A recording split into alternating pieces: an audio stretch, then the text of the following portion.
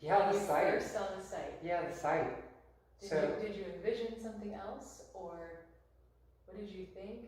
Yeah, so I mean, I have a blind spot in my skill set that is visualization, right? I can envision the use of a space. Right? I can envision how I'm going to be living. I can envision which color palettes, but I have a very hard time looking at a blank piece of paper or a raw piece of land and visualizing the results, right? And so again, one of the complementary skill sets I think that we have in working together is your ability to do exactly what I have an inability to do, or weakness in attempting to do. Two of the experiences that we had on this site, one was during the wintertime we walked down just to take a walk on the property. And we saw the creek and we heard the running water, and we came back up here onto the cliffside, and then I had a frame of reference for the water and how that was sort of mysterious, magical, coming through the winter trees, the rushing water sound. But I have to be honest with you, Marica, the good thing about our relationship was that we had come to know one another for a couple, 3 years before we were talking about building here, maybe even a little bit longer. But at that point, my trust was already with you, right? And by the time we were talking about siting on 8 acres of land, I already knew that you were building me the house, and I was already entrusting in you to be able to figure out how to put a house on an 8-acre wooded parcel. How do you do that? Which 2 trees do you use as the pivot points for your... And I'm probably using the wrong technology or technical terminology, but the pivot points for your axis. Yeah, I think I probably said that. I remember you talking about that, and I was like, what the hell are you... And I knew from the look on your face and the intensity of the discussion that you saw it. And I was so excited for you that you could see it. But I was excited for me because I already trusted you at that point. But I remember just look like you're excited. I remember telling myself just pretend that you know what she's saying.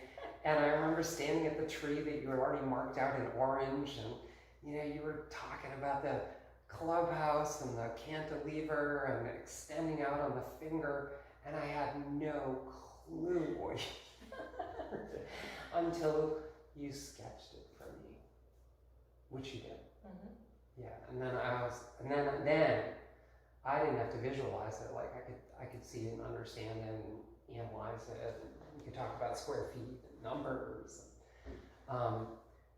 But I fully appreciate that as a separate skill set from architecture per se, is siting within an undeveloped wooded site, on the edge of a mountain. And it's so obvious to me now. Yeah. It was really hard to see. No, I get that. It's more, it's I had been here a lot. Yeah. And, walked up and down the cow path. Yeah. Walked to the water, understood, why you want to be down there. Obviously, it's a floodplain, so, can't get too close. Yeah. Don't want to build down the hill. It's just complicated. How's everything going to work? Yeah. Yeah. So it's almost out of, not ease of access, but something that's accessible. A house, you want it to be accessible, but still take advantage of the views and hearing the creek. Yeah. And so there's only a few places where you can do that. I remember you talking about, peaks of the Catskills and the Gunks, and when we were doing that exercise, there were still leaves on the trees and stuff, and I was like, what Gunks, what Catskills, I don't see any of it. Yep. And furthermore, the window in the clubhouse, and where I generally am in the clubhouse, which is, another 18 inches up off the floor, and I do have peaks of the Catskills, but how did we know that when you were 12 to 14 feet further down on the ground? Yeah. Well, you can see through the trees from up here, and there's less trees. I guess. And they're further down when you get out there. Yeah. As long as you're at the same height. And that was also why it was so important. To extend out. Yeah, well, to extend out, but at the same level. Because we could have extended out, and it could have been down a few steps. And you're a runner, and that's that's a clubhouse. So therefore, it wouldn't have mattered if you had to go down steps to get to your fitness room. But it was about the different perspective. Yeah. It's almost like if we put it down on the ground, it would be a similar perspective to what you have here. Yeah. So we, extending that out equals you now are looking over a lot of the trees below you. You get the sensation that you're floating, and you're now also looking over the trees in this direction. Yeah. Because they're lower. Yeah. So you're getting a little bit, a totally different view there. Yeah, and when the deciduous leaves are down, I am getting the gunks and I am getting more of the Catskills. And, the beauty of that in the wintertime is that, that little bit of elevation change from here to Hunter and the Catskills, that little bit of elevation makes it so that on a lot of mornings in the wintertime, there was snow up there and there wasn't here. Mm-hmm. And so then you get that magic moment, right? Yep. You get to wake up to snow on the mountain. Yep. That's pretty cool. That is really cool. That was really cool, seeing that, especially with that sort of winter red sun that comes up in the morning, and it comes on a totally different angle. Mm-hmm. And the gunks are blue in the background. Yep. And yeah, there's a lot going on.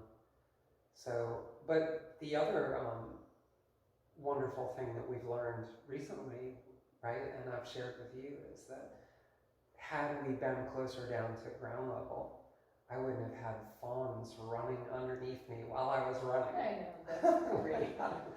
How? And there was another question where you said, what did you draw on from your business experience in terms of the budgeting or development process? Yeah, because you've been there. You've had to deal with budgets in in everything that you've ever done. Yeah. And so then it became, now it comes to you personally. Well, I think that'll be interesting for your audience because one of the things that I recognized early on was that I would probably have greater success if I made it more dispassionate. Mm-hmm. So knowing that I had found you, right? Knowing that I had found a key part of the equation to help me get from where I was to where I wanted to be. And a subset of how do you know when you find the key person? Well, you find the key person when you find somebody who you can trust. Then you allow yourself to trust that person, right? Mm-hmm. So make sure that you have the tools in place, the people and the processes to keep the vision on track, but allow you to keep it dispassionate, right? And that, I think, yielded the best result. So I could put my professional eyeglasses on and make the tough budget choices without weeping in a corner every night. Yep. And go, is the bathtub 3 degrees to the right or 4 degrees to the left? No, Marica will figure it out. Mm-hmm. Let me not get caught up in the minutia of 3 inches one way or the other with respect to a corner. We did have to take a decision like that, didn't we? Yep. When we cut some corners with our budget and made some realistic decisions that kept me within the range of what my aspiration was in terms of overall development cost. And we had to make that decision with respect to a corner in the hallway leading to the fitness area. Yep. And I said, what do you think? Yep. I remember, right? And I thought to myself, I'm doing exactly now what I would have done in a meeting. Cool. Cool. Yeah, I mean, it's the trust, the fact that you put that trust in me and our team. Yeah. That's, it makes such a difference.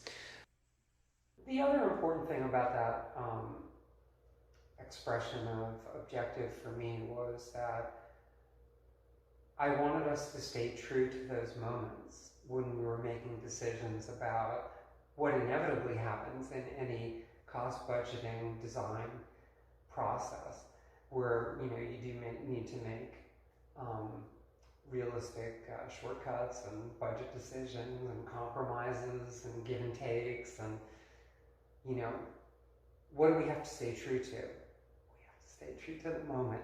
Yep. You know, we have to stay true to the use, the vision, but also, you know, that really special moment that we curated as part of that whole. So that's how I think about the magic moments. One of the things as I was thinking about this conversation, you know, that I thought would be important to impart to the folks that you want to hear about this is, you know, I did get lucky, right? I got lucky finding an architect that already had relationships with the area, relationships with the contractor, a contractor who was amazing and trustworthy, which is rare. Yes. In an area that I have never worked, and had pre-existing relationships with the subs, and they had pre-existing knowledge of, you know, the terrain and the availability of resources, etc. Right? That's amazing. Yeah. That you don't often get that. So, yeah, while it was really good of me, right, to draw on my professional experiences, as a matter of fact, I got pretty lucky. Well, it's a team, right? I mean, that's the thing. It's collaborative. Yeah. And yes, we had the experience and we had the knowledge. And that was part of the pitch, right? A little bit, right? That, you know, I knew coming in that you had those connections into the tissue and fabric of the area. Yeah. Right. Yeah. I mean, that's, you know, it's been lucky for me to have found Tim and Rich. Yeah, because, totally. Yeah, they're the ones that, I mean, that's the quality, that's the care. You know, you find somebody that wants to build houses and loves doing it and cares about what they do, and I mean integrity in a contract.